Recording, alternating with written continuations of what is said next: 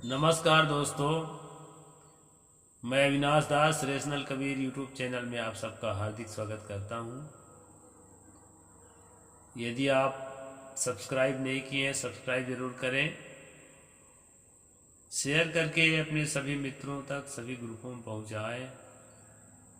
Like और comment ज़रूर करें दोस्तों। बेल आइकन को प्रेस करें, ऑल नोटिफिकेशन ऑन रखें ताकि हर नया अपडेट आप तक पहुंच सके।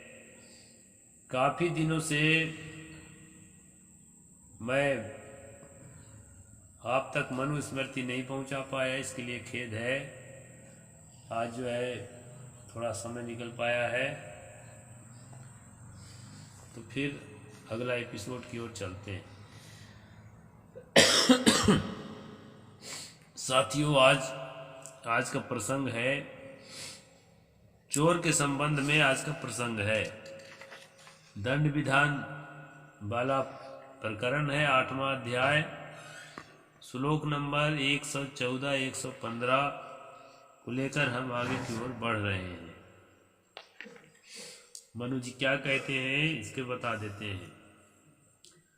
राजा स्तनेन गंतव्यो मुक्त केसेन धावता आचक्षाणेन तत्तस्तेमेव कर्मास्मि साधिमाम् स्कंदेनादाय मुसलं लघुड़ं वापि खादिरं शक्तिं चोभयस्तीक्ष्णामायसं दंडमेव वा। ये दोनों श्लोक एक साथ हैं। यहाँ मनु कहते हैं चोर की चोटी खोलकर कंधे पर मूसल या खैर की लाठी या दोनों ओर से तीखी नोक वाली बर्छी या लोहे का डंडा रखकर दौड़ता हुआ राजा के पास जाकर कहे कि मैंने चोरी की है, मुझे उचित दंड दीजिए। वैसे आम दुनिया में देखा जाता है कि चोर पहले तो कबूल नहीं करता है, किसी तरह पकड़ में आ गया तो बचने का प्रयास करता है। लेकिन यहाँ मनु कहते हैं कि चोर स्वयं जो है अपना चोटी खोलकर कंधे पर मूसल या खैर की लाठी रखकर तीखी नोक वाली बर्छी रखकर के डंडा लेकर दौड़ता हुआ राजा के पास जाकर कहे कि मैंने चोरी की है, मुझे उचित दंड दीजिए। हो सकता है ऐसा कोई चोर हो भी सकता है।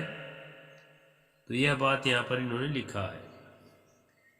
आगे कहते हैं दोस्तों, राजा से दंडित होने या मुक्त होने पर चोर चोरी के पाप से मुक्त होता है। यदि राजा चोर का शासन न करे तो चोर के पाप उसके सिर पर चढ़ता है। यदि राजा जो है चोर को दंड नहीं देता है तो चोरी करने का जो पाप है वह पाप का भागी राजा होता है। वैसे गुनहगार को सजा देना यहाँ पर जो मनु ने कहा है अच्छी बात है। गुनहगार को सजा देना चाहिए, सजा से ही शासन चलता है। अन्नादे भूर्दा मारती पट्यो भार्या पचारिणा गुरु शिष्यश्च राज्यस्थ स्तेनो राजानी किलविषम। गर्भवात करने वाले का पाप उसका अन्न खाने वाले को। यदि किसी ने गर्भपात किया है, उसके हाथ का कोई अन्न खाता है तो वो पापी है। यहाँ मनु कहते हैं व्यभिचारिणी स्त्री का पाप उसके पति को लगता है। यानी स्त्री अगर एक्स्ट्रा में मैरिटल अफेयर करती है इधर उधर तो उसका पाप जो है उसके पति को लगेगा मनु के अनुसार। शिष्य का पाप गुरु को, यजमान का पाप पुरोहित को। यानी यजमान पाप कर रहा है, भगत लोग पाप कर रहे हैं तो उसके जो है ब्राह्मण को, पुरोहित को उसके पाप लगता है। यहाँ ये बात इन्होंने कहा है। पुरोहित को चोर का पाप राजा को लगता है। पापी मनुष्य राजा से दंड पाने पर साधु धर्मात्माओं की तरह पवित्र होकर स्वर्ग जाते हैं। दंडित होने के बाद जो है उस स्वर्ग को चले जाते हैं, उनका पाप खत्म हो जाता है। ऐसा जो है पाप पुण्य की बात इसमें है, क्योंकि मनु की परंपरा पाप पुण्य की परंपरा है। यस्तु रज्जुम घटम उपाधे विद्याचाय प्रणाम सदन्नम प्रांग्यामास्तज तस्मिन समारहरे। जो कुएं पर की रस्सी राहियों के पीने का पात्र या घड़ा चुराता है, प्याऊ को नष्ट करता है, राजा उसे 1 मासा सोना दंड करे। 1 मासा एक वजन है जो 9 ग्राम के आसपास आता है। मतलब 9 ग्राम सोना उसको दंडित करना है जो कुएं की रस्सी या रास्ता चलने वालों के पानी पीने का घड़ा चुराता है या प्याऊ को नष्ट करता है। प्याऊ उस जगह कहते हैं जहाँ राहगीर पानी पी सके। चुरा कर ले जाए, उसके बदले में वैसी ही दूसरी वस्तु वहाँ रख दे। यदि उसको समझ में आ गया कि मैंने गलती किया है तो दूसरी वस्तु ला के रख देगा, तो उसको दंडित करने की जरूरत नहीं है और उसको पाप नहीं लगेगा।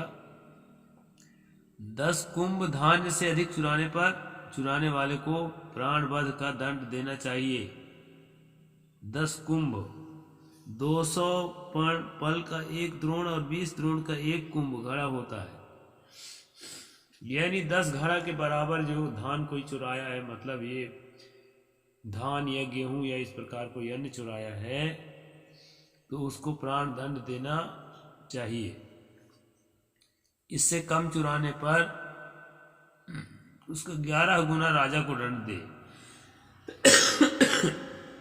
10 कुंभ से कम, 10 घड़ा से कम चुराया है तो जितना चोरी किया है उससे 11 गुना जो है जुर्माना राजा को देना है। और धान वाले को धान वापस कर दे, जिसका धान चुराया उसका उतना धान वापस कर दे। ये बात है। ठीक तौल न करने वाले का सोना चांदी आदि और उत्तम वस्त्रों से 100 से अधिक पशु चुराने पर राजा चोर का प्राण दंड दे। यहाँ पर जो है नाप तौल में जो व्यापारी चोरी करते हैं, मतलब कुछ कम नाप तौल दे देते हैं या हमारा सामान खरीदने में कुछ अधिक काटा मार के ले जाते हैं, उसके लिए यहाँ पर बताया है चोर की तरह ही वह भी दंडनीय है। गिनती में 1 से 50 तक चुराने पर मूल का 11 गुना दंड करे और 50 से 100 तक अपहरण करने पर राजा उसे हाथ काट लेने का दंड दे। यानी 1 रुपये से 50 रुपये तक का जो चोर है तो 11 गुना जो है वो भरे हरकत, और यदि 50 से 100 तक का चोरी किया है तो उसका जो है 1 हाथ काट देना चाहिए। ऐसा मनु ने यहाँ पर दंड विधान में दिया है। कुलीन स्त्रियों को विशेष कर कुलीन स्त्रियों को और बहुमूल्य रत्नों को चुराने वाले को प्राण दंड देना चाहिए। जो कुलीन पुरुष हैं, बड़ी जाति के लोग हैं, कुलीन स्त्रियों को जो रत्न यानी कि सोना चांदी या और भी हीरे इत्यादि की चोरी करते हैं उनको प्राण दंड देना चाहिए। श्रेष्ठ पशु हाथी घोड़ा आदि शास्त्र और दवाई इनको चुराने पर समय और कार्य को देखकर राजा दंड की व्यवस्था करे। इस प्रकार से दोस्तों मैं श्लोकों को छोड़ता गया हूँ, अर्थ आपको बताता चला गया। एक आध श्लोक ले लेते हैं। गोसु ब्राह्मणा संस्थासु छुरिया कायश्च भेदने पशुनाम हरणे चैव सद्यः कार्यो धर्मपादिका 325। श्लोक नंबर 325, 8वां अध्याय मनुस्मृति। ब्राह्मण की गऊओं को चुराने, बंध्या गाय के नाथने और पशुओं के चुराने पर राजा तुरंत चोर का आधा पांव कटवा डाले। यहाँ पर दोस्तों मनु कहते हैं यदि ब्राह्मण के गाय को चुराए हैं, आम आदमी के गाय को चुराएंगे उसके लिए कुछ अलग बात है। अभी कुछ पशुओं के चोरी करने का वर्णन हम आगे सुनाए हैं, कि पशुओं की चोरी करने पर किस किस तरह से उसका धारा लगेगा उनके हिसाब से। लेकिन यहाँ पर जो है ये बताया है कि अगर ब्राह्मण का गाय चुराता है, जैसा कि आपको मालूम है दोस्तों, यहाँ पर ये बताया है 324 नंबर में जस्ट ऊपर, पशु घोड़ा हाथी आदि शस्त्र दवाई इनको चुराने के समय में कार्य देखकर राजा दंड की व्यवस्था करे। लेकिन जहां पर यहां ब्राह्मण की गाय की बात आई है,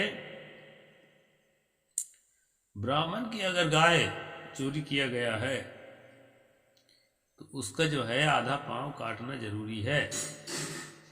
और गऊओं को चुराने बंध्या गाय, जो गाय मतलब बांझ है, जो संतान नहीं पैदा करती है, ऐसे गाय को नाथने से क्या है, पुराने जमाने में जो गाय नहीं संतान पैदा करती है उस गाय को बैल की तरह उसका जो है यूज करने लगते थे, कहीं बैलगाड़ी में तो कहीं हल में जोतने के लिए यूज करते थे। तो उसको जो है धर्म के हिसाब से गलत माना गया है, क्योंकि गाय चाहे बांझ हो चाहे कुछ भी हो, लेकिन उसको बैल की तरह उपयोग नहीं करना चाहिए, ऐसा मनु का मत है।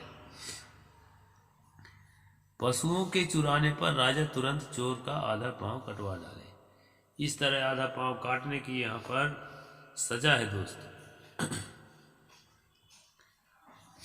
आगे कहते हैं, सूत कपास शराब बनाने की द्रव्य सामग्री गोबर गुड़ दही दूध छाछ पानी तृण बांस की टोकरी आदि नमक मिट्टी के बर्तन मिट्टी राख मछली चिड़िया तेल घी मांस मधु शहद पशु के चमड़े सींग आदि मध्य भात पकवान और ऐसी ही अन्य साधारण वस्तुओं को चुराने पर उसके मूल्य का दुगना दंड करना चाहिए।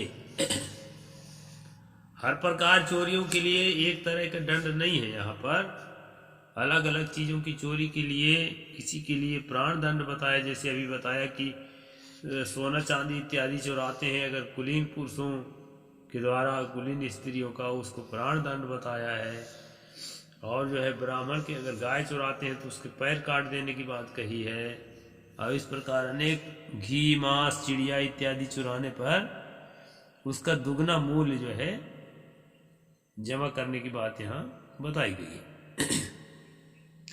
फूल खेत के हरे धान गुल्म लता पेड़ और पुरुष के ढोने योग्य अन्य वस्तु चुराने पर 5 कृणल दंड करना चाहिए। कृणल यह मात्रा है कोई, इसके बारे में मैं नहीं जानता, जैसे अभी हम पण वगैरह पढ़ते थे उसी प्रकार कृणल है ये। परिपूत धान साग मूल और फल को चुराने वाला यदि अपने वंश का हो तो 100 पण और संबंधी हो तो उससे 50 पण दंड लेना चाहिए। स्वामी के समक्ष बलपूर्वक कोई चीज लेने का साहस करे और स्वामी के परोक्ष में कोई चीज लेना या लेकर छिपा कर रखने को चोरी कहते हैं। यहाँ पर साहस का मतलब हम लोग हिम्मत मानते हैं, लेकिन जहां भी मनुस्मृति में या रामचरितमानस में साहस शब्द आया है, जैसे स्त्रियों के दुर्गुण में साहस शब्द आया है, अभी मुझे चौपाई याद नहीं आ रही है, तो वहां पर साहस का मतलब ये है कि अपने मालिक के या चीज के मालिक के सामने अगर दादागिरी से किसी चीज को आप लेते हैं उसको साहस कहा जाता है इनकी भाषा में। तो यानी डकैती, साहस का मतलब डकैती कहा जा सकता है, जबरदस्ती छीन लेना और जो है उसके नहीं जानते हुए में रख लेना, चोरी करना है। जो मनुष्य व्यवहारोपयुक्त सूत्र आदि वस्तु अपने काम के लिए चुराए या घर के हवन करने के लिए आग चुरा कर ले जाए तो राजा उसे प्रथम श्रेणी का दंड करे। एन एन यथांगेन स्तेनो निसु विशेषटु ततदेव हरे प्रत्यादेशाय पार्थिवः। जिस जिस अंग से जैसे जैसे चोर दूसरे वस्तु चुराने की चेष्टा करे राजा, उसके उस अंग को कटवा डाले, जिससे कि वह फिर चोरी ना कर सके। हाथ से ही ज्यादा चोरी करते हैं, पैर और हाथ, बाकी और कौन अंग है? आंखें भी हैं, आंख रहेगी तब तो देख के चुराएगा। तो यहाँ पर जो है 334 नंबर श्लोक में बताया है चोरी की सजा, कि जिन जिन अंगों का प्रयोग हो रहा है चोरी करने में, उन अंगों को न्यायकर्ता का कर्तव्य है कि उसको अंगों को कटवा दे। इस प्रकार दोस्तों चोरी के संबंध में जो